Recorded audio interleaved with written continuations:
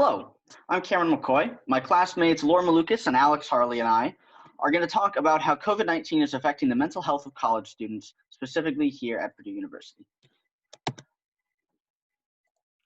SARS-CoV-2, more commonly known as COVID-19 or coronavirus, is the cause of an ongoing global pandemic that has changed daily life as we know it. According to an article from June of this year by the New York Times, in the 10 months that the pandemic has been going on, 1.2 million people have died, with 20% of those being in the US. Because of how contagious the virus is, the entire world, including our country, has been under various levels of quarantine for almost an entire year. The main goal of this quarantine is to limit the amount of interpersonal contact between people. This quarantine has come in the form of wearing masks, social distancing, and a massive shift to online activities. Businesses and schools alike have been switching to the online format. People around the world, including the US, have had to switch to a much more digital, much less social lifestyle. And this is taking a major toll on everyone's mental health. Today, we're going to talk about how it's affecting college students and specifically how it's affecting their stress levels and their mental health here at Purdue University.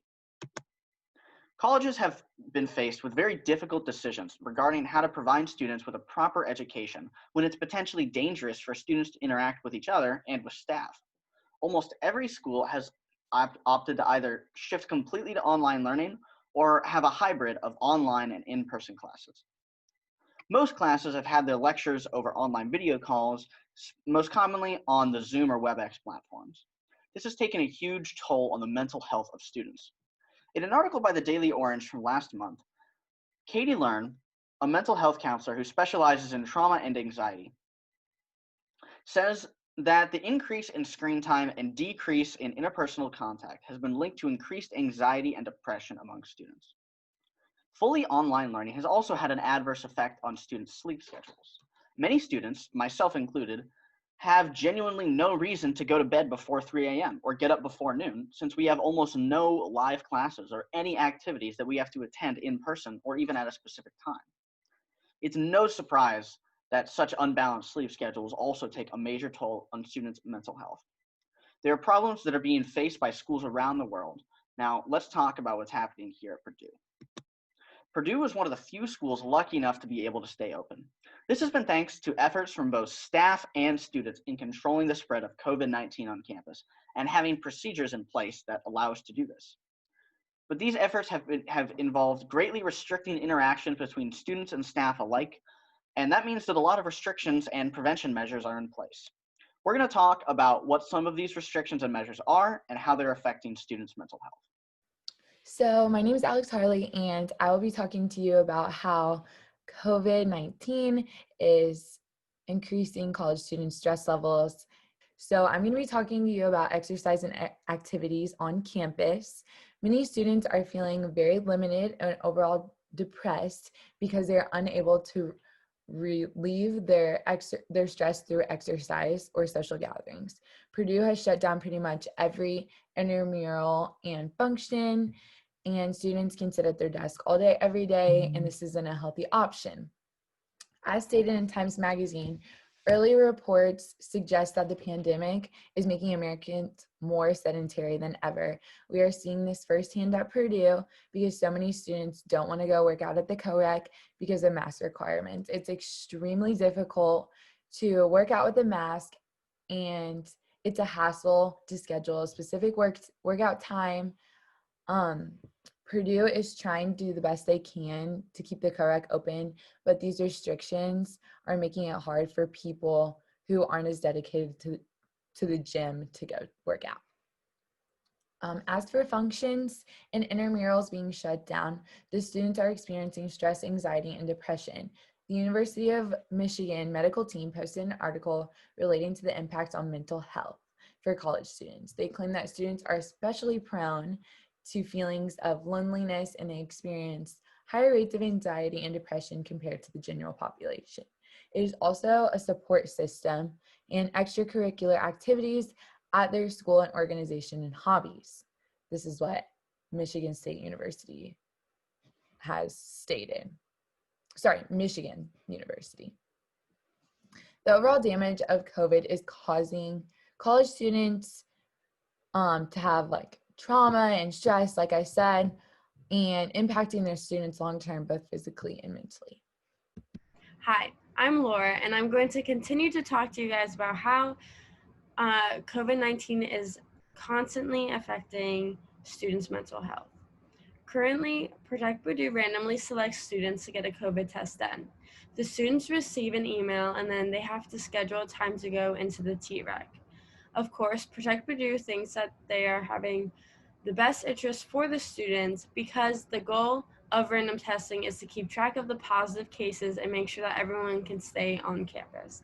However, I think random tests are harmful to the students' mental health because there's always a possibility that the student has to switch up their life in a quick second. First off, referring to the Protect Purdue website, the tests take 24 to 72 hours to go back to the recipient. If the tests are positive, Protect Purdue will call you within 24 hours, and then you will either have to go home or go to Purdue Village. Then you have to contact the people that you were direct contact with. That can be really nerve-wracking because then those people will most likely have to quarantine too. There was a study conducted at a major university in Texas in September 2020. They surveyed 195 students with specific questions on how the COVID-19 pandemic affected them.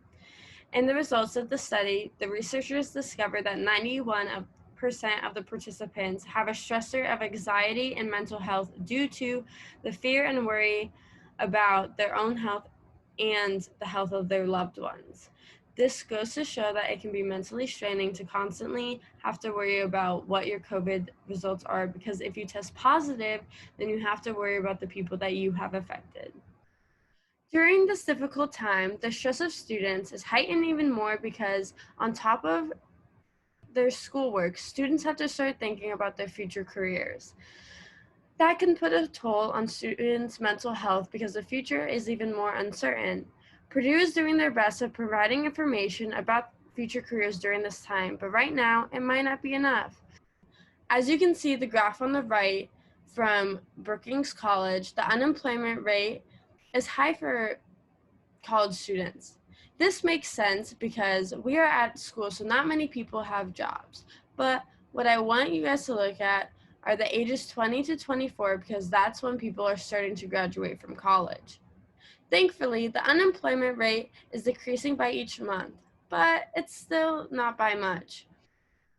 Also, many college students have to go through the stress of switching majors because some majors can't easily adapt to working online.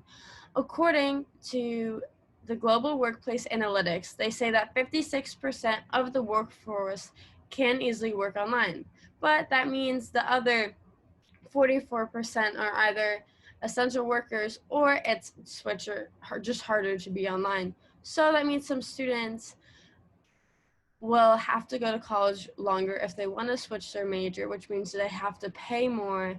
And so with these tough times with money, that can put more stress on a student's mental health. So one of our solutions for COVID-19 at Purdue is a reading day, which was implemented on November 4th of 2020.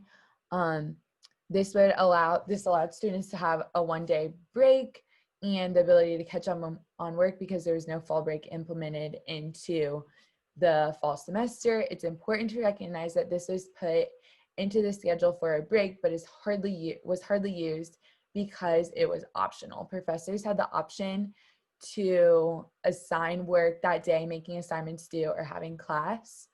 While this is a good idea, many professors had already planned out their semester and planned on having class that day or an assignment due. Also, it's extremely hard to offer a one-day break in the middle of the week when students have lots of work to complete and lots of things to do. However, the committee who passed the one reading day wants to put more frequent breaks in future semesters so everyone can better plan for them as posted in the Purdue Exponent. So there's hope for more reading days, but as for now, we just had one. It wasn't really, I think, what they were going for, but at least we're moving in the right direction to have a little break for students who really need it with the stress and physical and mental stress of the pandemic. A second solution that we came up with to help students' mental health at Purdue is to have a pass-fail option for all of the classes. As you can see on this slide, a pass-fail is a system of grading that uses pass or fail instead of using letter grades. When COVID first hit, some classes at Purdue gave their students the option to choose whether to do pass, fail, or stick with the letter grade. We believe that it is necessary for Purdue to change it to a pass, fail option for every class because it would be more beneficial since the students can concentrate on the content of the class and not getting a specific letter grade. We decided to have it to be a pass-fail option because some students like to have letter grades and we don't want to take that away from them. Being at school during COVID can be super stressful, and along with the stressors that happen with school, there are also stressors that happen at your house. There's a student named Aaron Kosopin from UCLA, and the pass-fail option has removed stress from his life because he had additional family issues to deal with at home. So the pass-fail option really helped him a lot, and it allowed him to focus on his family life and also do well in school. It will also be easier for professors to figure out which students may fail earlier in the year so they could possibly reach out to those students for some extra help. College students are expected to reach out for help themselves and be independent, but during these stressful times, we don't think it would be that harmful if students received extra support. Referring to the Michigan Times, the hope of pass-fail option is also to help people to maintain higher GPAs or to help people raise their GPAs.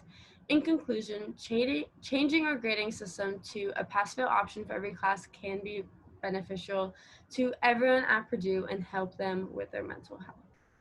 So with all that being said, Purdue is doing what they can to accommodate for COVID, and no one really knows what they're doing.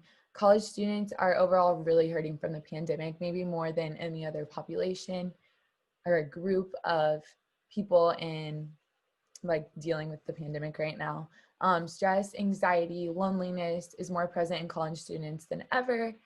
But as you can see, COVID is hurting college students in every angle. Students are having a hard time with physical and mental health, finding jobs, online learning, and being tested frequently. The stress created from the pandemic is harming academics without in-person classes.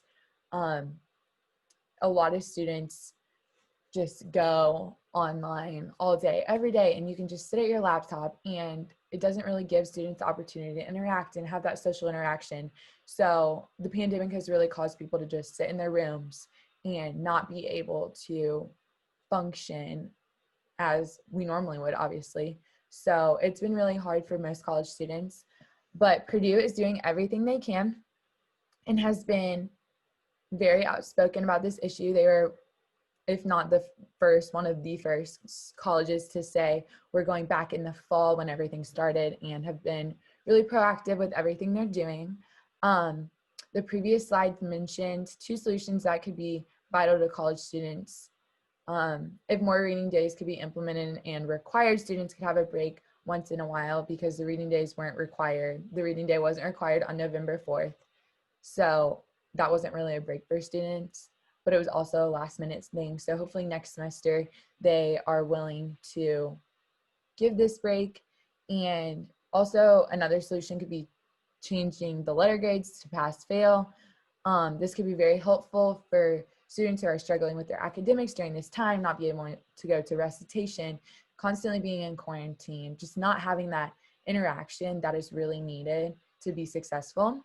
But as for now, we can plan on protecting Purdue and hope that stress goes down for all college students.